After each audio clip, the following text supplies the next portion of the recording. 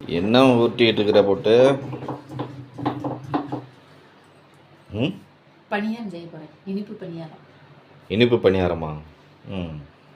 Hi friends, இன்றைக்கி நம்ம வீடியோவில் கோதுமை இனிப்பு பணியாரம் செய்கிறாங்க. வாங்க எப்படி செய்கிறதுன்னு வீடியோக்குள்ளே போய் பார்க்கலாம். நம்ம வீடியோவை பார்க்குறவங்க லைக் பண்ணுங்கள், ஷேர் பண்ணுங்கள், கமெண்ட் பண்ணுங்கள், சப்ஸ்கிரைப் பண்ணுங்கள். வாங்க வீடியோக்குள்ளே போகலாம்.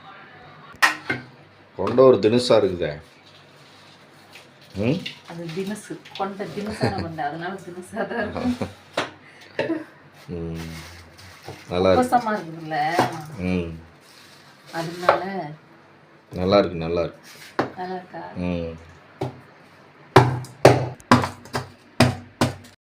செய்யறதுக்கு வெல்லம் இடித்து வச்சுருக்கேங்க. ஒரு வாழைப்பழம் பூம்பழம் எடுத்து வச்சுருக்கேன். ஒரு 3 ஏலக்காய் தட்டி வச்சுருக்கேன். ஒரு 2 கப்பு கோதுமை மாவு எடுத்து வச்சுருக்கேன். ஃபஸ்ட்டு வெல்லத்தை பாகு மாதிரி காய்ச்சிக்கலாம். அளவாக தண்ணி ஊற்றி கொஞ்சம் அப்படி லூஸாக காய்ச்சிக்கலாங்க. 11 மணிலேருந்து மணி 3 மணி ஆச்சு. வேலை இல்லைன்னு காலையில் வேலையெல்லாம் முடிச்சுட்டு 11 மணிலேருந்து 3 மணி வரைக்கும் ரெஸ்ட் எடுத்தேன். இன்ன வரைக்கும் ஒருத்தர் ஒன்றும் விற்கல.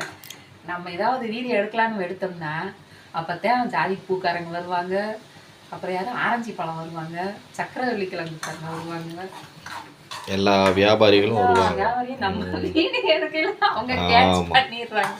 ஓ செல்ல தூக்கிட்டாண்டா. வெல்லமெல்லாம் நல்லா கரைஞ்சிருச்சுங்க. இந்த வெல்லம் கரைஞ்சா போதும். இதுக்கு கம்பி பதமெல்லாம் ஒன்றும் தேவையில்லை. இதை மாவில் வடிகட்டி ஊற்றிக்கலாம். இதில் ஒரு சும்மா லைட்டாக ஒரு பிஞ்சு உப்பு போட்டுக்கலாம். உப்பு போட்டு நல்லா கலக்கிக்கிறாங்க. தட்டி வச்சுருக்கிற ஏலக்காயும் போட்டுக்கலாம். இது கூட கொஞ்சமாக தண்ணி சேர்த்து நல்லா இட்லி மாவு பதத்துக்கு கரைச்சிக்கலாங்க. மாவை நல்லா கரைச்சாச்சுங்க. கரைச்சிட்டு ஒரு பூம்பழத்தை போட்டு நல்லா பிணைஞ்சிக்கலாம். அதுலேயே நல்லா மசிய பிணைஞ்சிக்கலாம். பூம்பழம் போட்டால் இன்னும் நல்லா டேஸ்ட்டாக இருக்கும்.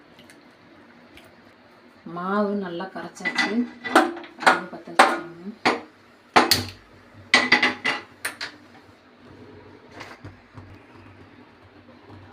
எண்ணெய் கொஞ்சம் நல்லா நிறைய ஊற்றிக்கலாம்.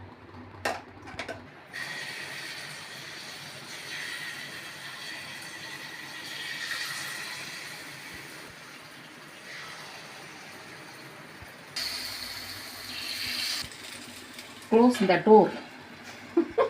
பணியாரம் ஒரு சைடு வந்துச்சுன்னா இன்னொரு சைடு திருப்பி போட்டுக்கலாம். நமக்கு குழி சிறுசு, அதனால பணியாரம் கொஞ்சம் சிறுசாக தான் வரும்.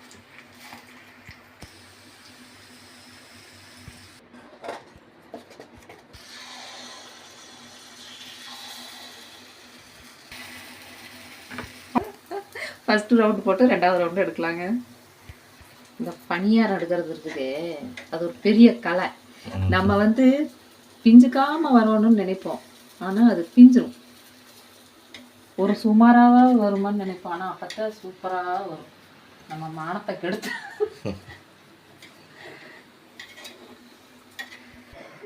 சூடாகவே இருந்தால் எப்படித்தான் திங்கிறது? ஆற விட்டு தின்னு, சூடாகவே வச்சு தின்னு வாய் கொத்து போகுது.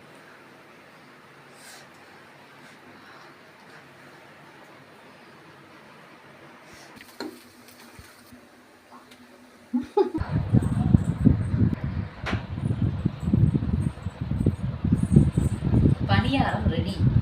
வாங்க சாப்பிடலாம். கொஞ்சம் சூடாக தான் இருக்குது.